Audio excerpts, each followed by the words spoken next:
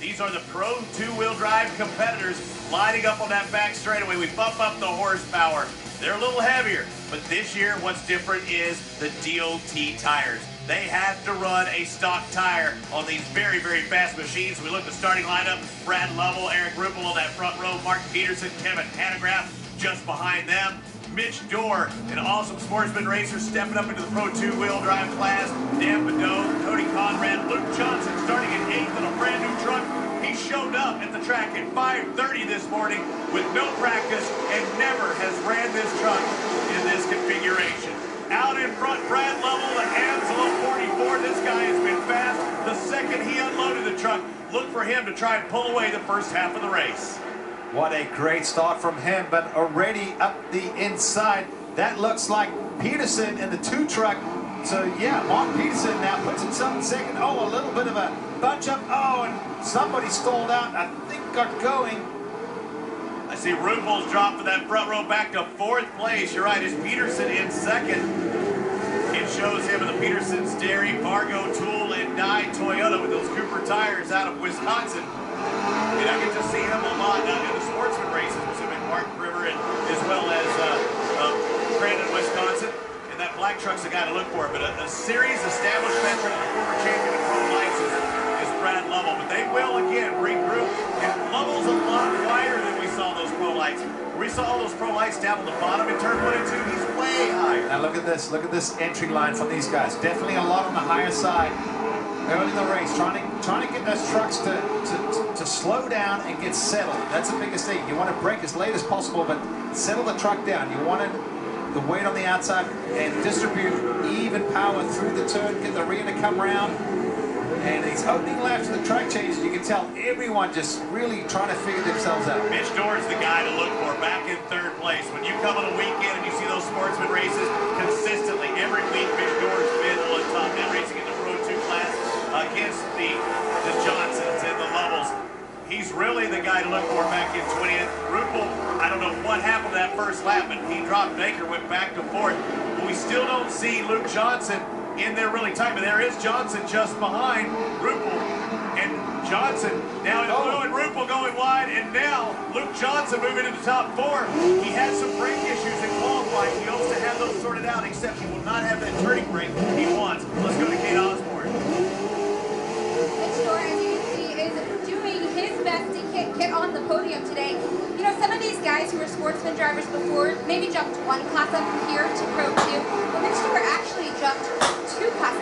He actually came from Super Stock, and as he drove the Super Truck only 1 time last year, I asked him what his mindset was going to be when he got into the truck. He said, cool, calm, and collected, learn from those who have been it before.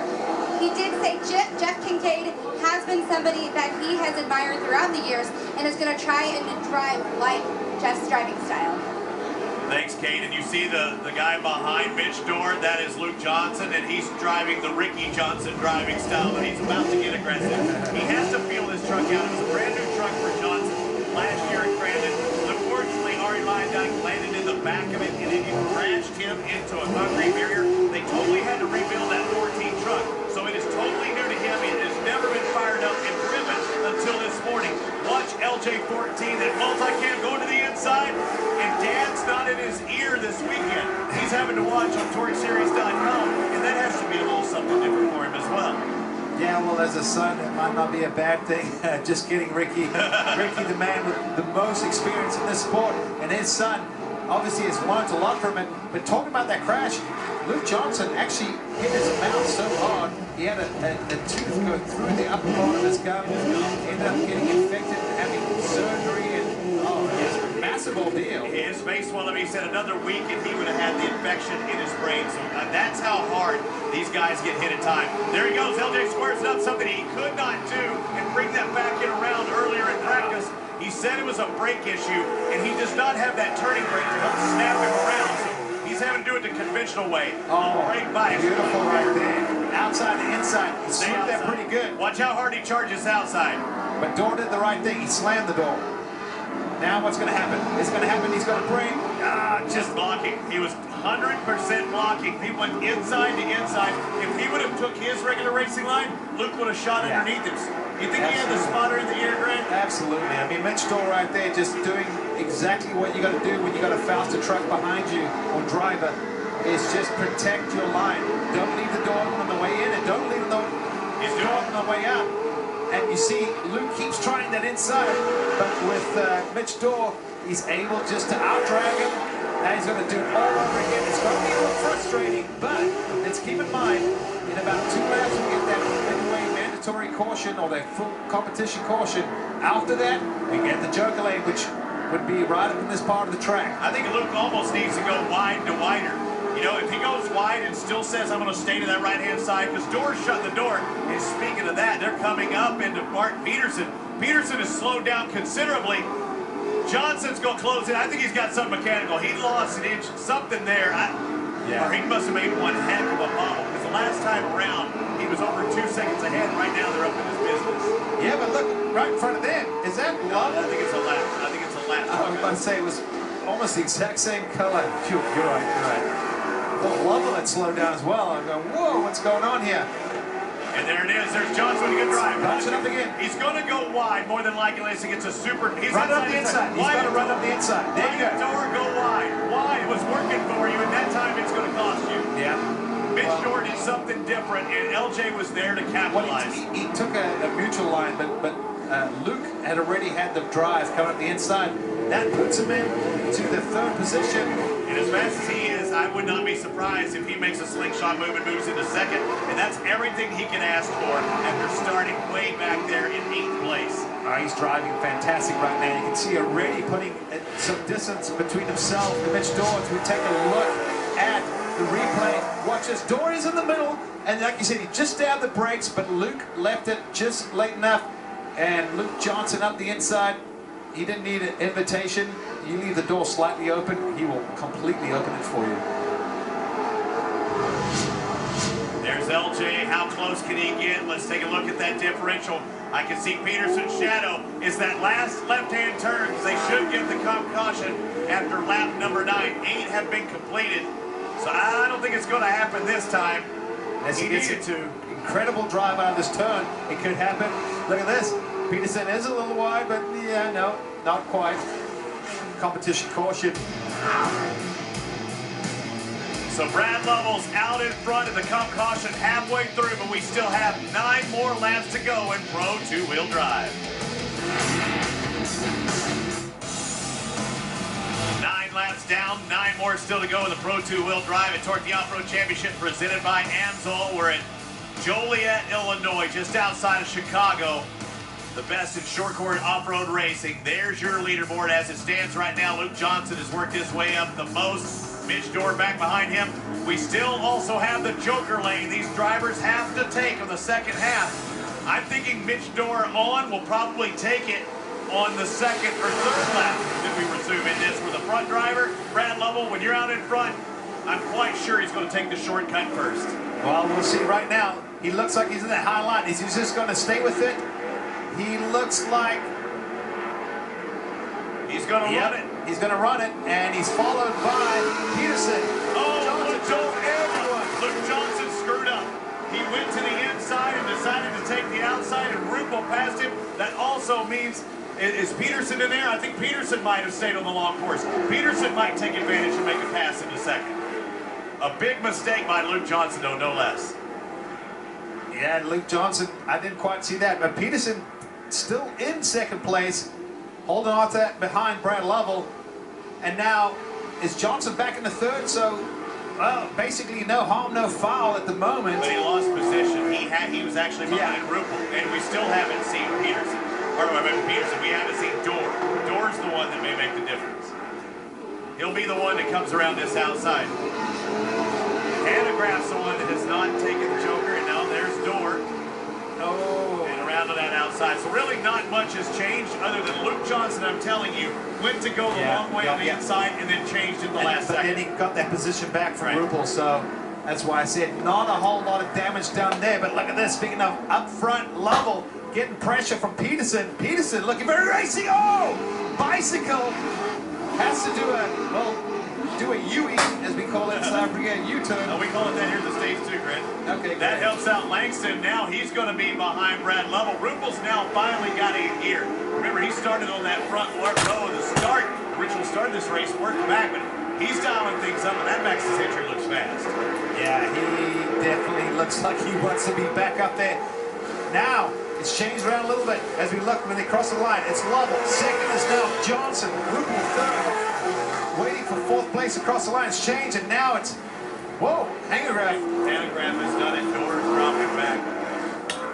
So now it looks like a little bit of separation from Luke Johnson. You see the understeer, they're gripping there. It was turning him to the outside. He couldn't break it loose. A little too much grip. Yeah. When you're turning left and it's going forward, that's a push. Well, the cush is now pushing out, but the cush has traction. It's not wet enough. It's just pushing the loose dirt outwards, and I think what happens is right when they try and get a slide, it's getting a lot of traction, which is basically pitching these guys in that bicycle motion into that, what they would call turn 2 or 3. Brad Lovell, the 40-year-old out of Colorado Springs, Colorado, leads his with that Amsoil entry. And a guy who has been winning this offseason. During the Torc offseason, it's his go season because he's been an off-road. He has a Bronco he's been competing in. He does, I believe, the Ultra 4 stuff. I mean, this guy has been racing even while he's out of his Torc clothes. Wow. Luke Johnson just really, talk about carrying momentum. He was hugging that Armco railing coming in, and he just pitched it. He bicycled for a little bit, but never let out the gas.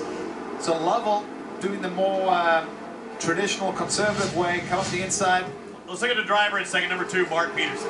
Oh, right there. Look, counter steers. If he didn't react that quickly, he would have been upside down, but reacts very quickly. Unfortunately, still loses a bunch of positions and some valuable time. But look at this battle out front. And Luke Johnson looks fired up and motivated. He is coming. He's looking for sponsors too, by the way. I know we said it with Kyle Hart, but the multi-cam Spider light entry is looking for more and more help. He wants to go to ERX. Last year he was on his lid a ton, was extremely fast. This, and that was in Pro Lights, this is his first full season, if he can make it a full season, in Pro 2-wheel drive. Oh. He's the son of the motocross and supercross legend, Ricky Johnson, that moved to off-road trucks and just kept winning in Torc when he did that as well. Yeah, Ricky Johnson, just phenomenal talent, whether it's 2 wheels or 4 wheels. And his son now proving that he can do the same thing. But Lovell at the moment holds it on. But you've got to feel like Luke Johnson has got that pressure on. And if Lovell bubbles one more time, I've got to feel that 14 is going to shove it in there somewhere. And it looked like Luke was getting it on 2 wheels there, but he's taking those wide lines. He'll square it up. Just needs to break that rear end loose and dive to the inside. Looked like a great run by Luke Johnson. It looked like he needed that handbrake you were talking about. Just to break that rear end loose, he's just having to hesitate. He's closing in. He is, but on the high speed turns, I think it hurts him a little bit on the slow speed turns. He's carrying the speed. Lap traffic. Now this could play a part too, Grant. Well, we're coming to 2 to go. This is when things get interesting. Oh, smoke screen. Oh, Lovell. There's a yellow. There is a full course yellow. Right before the finish line. So I think that's because the driver finally gave up the ghost. So one thing also is, this is new into Torc for 2017. They have to take the Joker again. We have enough laps, so they're going to make them take the Joker. So that's not a good thing for Luke Johnson because it's pretty much single file when you're taking that outside line. Everybody's going to go a quicker lap, but it doesn't give you the chance to negotiate those turns. I would do whatever Lovell doesn't. If he goes straight, I would turn left. If he turns left, I go straight. That's my opinion. Because he'll go back. Because you got 1 lap Yes. to settle it. That's mano a mano. So Great call there, Grant. however you look at it, I would, if I'm Luke Johnson, I'm doing the exact opposite of Lovell. And if somebody crashes on that particular lap that brings out the full course caution, they still go back to the previous lap. Yeah. So he wouldn't lose ground. Yeah. At this So point, do there's not something much. different. Yeah, you have to. And you're supposed to, if you're going to take that shortcut on the outside, you've got to go ahead and commit yourself right That's around right here. there. You've got to be outside. Hang wide and don't let off. Right. Go up in the cush, up there, the Cooper Tire, Amsoil, VP. You want to start up there, just like a sprint car would do. Pace truck is off.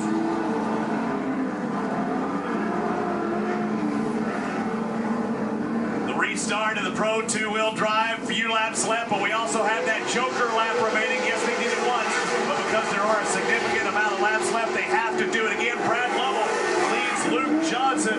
Eric Ruppel in third, the Wisconsin Johnson, man, and Luke Johnson swapping around big time, and Johnson set him on the outside. It looks like, will Johnson take that Joker? Yes. He does. Exactly what I said. Do what Lovell does. Now's your time to shine. Hammer this lap. If you're Luke Johnson, you put a solid lap together, you can slingshot your way and have the lead right here in a lap's time. Let's see what happens. And that means the next time around, also Brad Lovell will be on the outside as well, looking for a big run down that front straightaway with 1 lap to go.